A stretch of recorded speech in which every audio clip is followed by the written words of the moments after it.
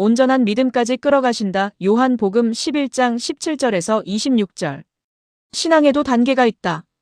믿음은 성장할 수 있고 변화될 수 있다. 우리의 육체가 자라듯이 믿음도 자라야 한다. 어린아이 수준에서 머무는 것이 아니라 청소년 그리고 장성한 분량의 믿음으로 나아가야 한다. 예수님은 나사로의 가정을 매우 사랑하셨다. 예루살렘에서 가까운 베다니, 불과 23km 거리였다. 그런데 나사로가 병들었다는 소식을 듣고도 예수님은 곧바로 오시지 않고 이틀을 더 머무르셨다. 결국 도착했을 때는 이미 나사로가 죽은 지 나흘이 지난 상태였다. 왜 예수님은 늦게 오셨는가? 완전한 죽음의 상태, 인간적으로는 전혀 소망이 없는 상황을 드러내기 위함이었다. 동시에 이것은 예수님의 죽음과 부활을 보여주는 표적이었다. 이 병은 죽을 병이 아니라 하나님의 영광을 위한 사건이었다. 이 사건 속에서 마르다와 마리아의 반응을 통해 믿음의 단계가 드러난다. 마르다는 예수님이 오신다는 말을 듣고 곧 나아가 맞이한다. 그리고 이렇게 말한다. 주께서 여기 계셨더라면 내 오라비가 죽지 아니하였겠나이다.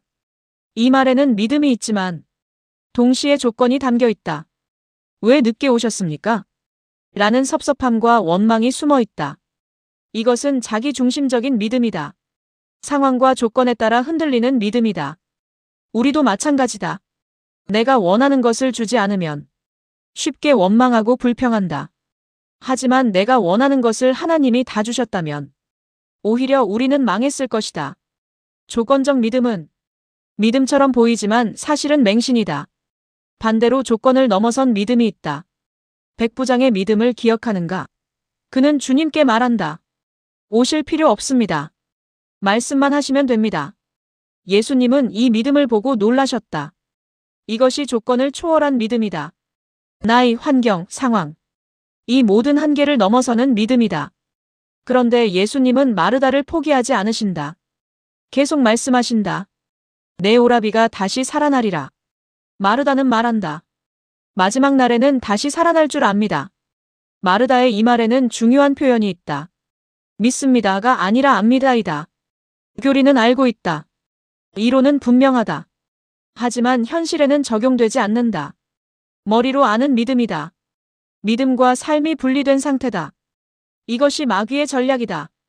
말씀은 말씀이고 삶은 삶이라고 나누게 만든다. 하지만 믿음은 삶에서 능력으로 나타나야 한다. 그래서 예수님은 다시 선포하신다. 나는 부활이요 생명이니. 부활은 단순히 미래의 사건이 아니다. 지금과 연결된 현실이다.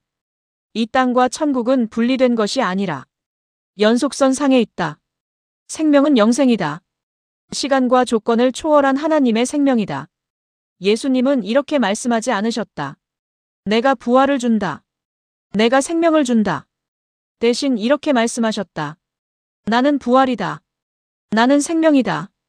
이것은 단순한 전달이 아니라 연합이다. 내가 예수님 안에, 예수님이 내 안에 거하는 삶이다.